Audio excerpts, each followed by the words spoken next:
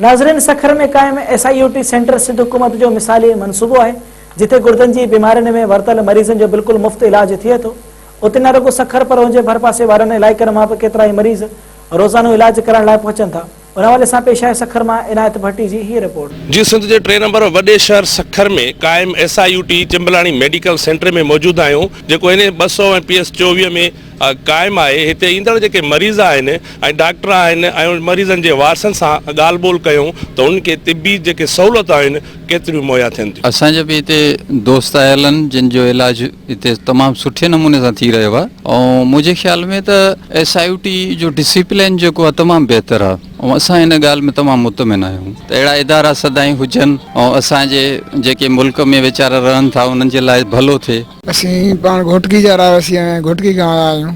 असांजे मरीज गुर्दन जो ही मसलो हुयो, एडमिट आहे। माशाल्लाह इलाज चङो आहे, सुठो इलाज आहे गरीबनि जे लाइ गुर्दन जे हिसाब सां। ॿाहिरि वॾी महांगाई आहे, जीअं डायलिसिस वग़ैरह थींदा इन जे हवाले सां बि माना गरीब जेको आहे सो हुनजो ख़र्च बर्दाश्त नथो करे सघे। हिते इहा गरीबनि जे लाइ सहूलियत सुठी आहे। डॉक्टरनि जो बि माशाल्लाह सुठो निज़ाम आहे। अलहमदुलिल्लाह सर फर्स्ट क्लास आहे। असां ॿाड़े जा आहियूं, मुंहिंजो ऑपरेशन थियो आहे, हिते 2-3 ॾींहं थी विया आहिनि। हर शइ हिते सहूलियत आहे, दवाई मुफ़्त जूं, रहाइश मुफ़्त जी आहे, अमलो भी माशाल्लाह सुठो आहे, ताउन कंदो आहे। टाइम ते दवा ट्रिप वग़ैरह थींदी आहे, इंजेक्शन हर शइ सही लॻंदी आहे। भलो आस्थान आहियूं, अस्पताल ॿुधी ते हले थो, इलाज सुठो आहे। गरीब गुरबे जो सिफारत न आहे, गरीब गुरबे जो हिकु इलाज आहे, इन करे हर को अचे थो। तमाम सुठो बंदोबस्त आहे मरीजन लाइ, माना हिकिड़ो नायाब चीज़ आहे। असां हिते आया आहियूं त माना कोई भी तकलीफ़ न आई आहे। मेरा ऑपरेशन किडनी का ऑपरेशन हुआ है। SIUT सर जो है ना या गरीब को कम दे जा सकता है, ना वरी अमीर को ज़्यादा। सबको एक जैसा, सबको एक जैसे मर्तबे दे रहे हैं, ना किसी को कम समझ रहे हैं ना किसी को। सबको इज्जत मर्तबा और हर शे फ्री चल रही है। कहीं प्राइवेट में भी ऐसी सहूलत नहीं होती जहाँ इधर है। सहूलत हर शइ जी आहे, दवा जी आहे, माना इलाज मुफ़्त आहे, हर शइ जी सहूलत आहे। दवा सही हले थी, मरीज़ जो ख्याल सही थिए थो त माना सही आहे न। सुठो इलाज आहे जहिड़ो मुफ़्त इलाज वो देरा बुगटी ते आयो। ऑपरेशन थियो आहे, ट्यूब विधल अथसि, 2 महीना खां बाद ट्यूब हराऊं, इलाज सुठो आहे। जो नालो डॉक्टर बिलाल मेमन है। मां पाण हिते रेजिडेंट आहियां यूरोलॉजी में ऐं मूंखे हिते 2 साल थी वियो आहे अरसो। ये तो असांजो जेको इदारो आहे SIUT, ही सिर्फ़ न पूरे पाकिस्तान में बल्कि पूरी दुनिया में मां हिनखे हिकिड़ो बहितरीनु इदारो सम्झंदो आहियां।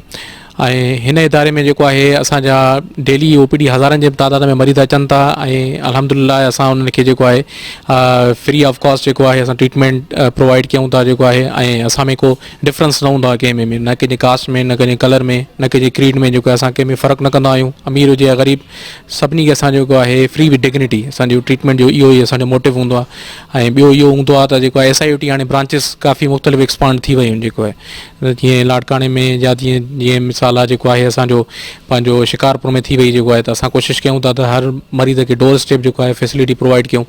ऐं ॿियो उन खां अलावा जेको आहे SIUT हाणे न सिर्फ़ जेको आहे गुर्दनि जे लिहाज़ खां बल्कि ॿियूं जेको आहे हुनजी सहूलियतूं बि जेको आहे प्रोवाइड करे थो पियो। जे OPD मतिलबु सखर SIUT में उमूमन जेको आहे असांजो 1000 जे क़रीब हूंदा आहिनि पेशेंट्स।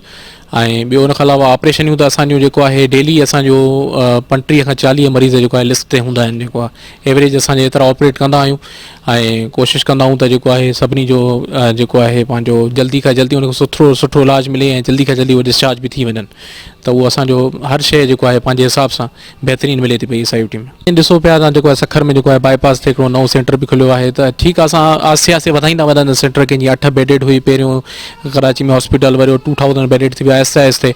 त ईअं इंशाल्लाह वधंदी पई जेको आहे असांजी कोशिशि कंदासीं जेको आहे त जेके बि आहिनि मरीज़ असां उनखे अकोमोडेट त कंदा वेंदासीं। ऐं ॿियो उन खां अलावा जेको आहे असांजी पंहिंजो ॾिसो पिया त असां न सिर्फ़ु जेको आहे ओपन सर्जरीज़ बल्कि असांजूं पंहिंजूं रोबोटिक सर्जरीज़ बि आहिनि जेके असां हिते पंहिंजो सखर में कयूं वेंदियूं आहिनि, जेकी दुनिया जी महांगी तरीन सर्जरी आहे। त उन में इहो फ़ाइदो हूंदो आहे त जल्दी मरीज़ ऑपरेट थी करे ॿिए ॾींहुं जेको आहे पंहिंजो घर वञी सघंदो, जेको आहे नॉर्मल एक्टिविटी कैरी आउट करे सघंदो।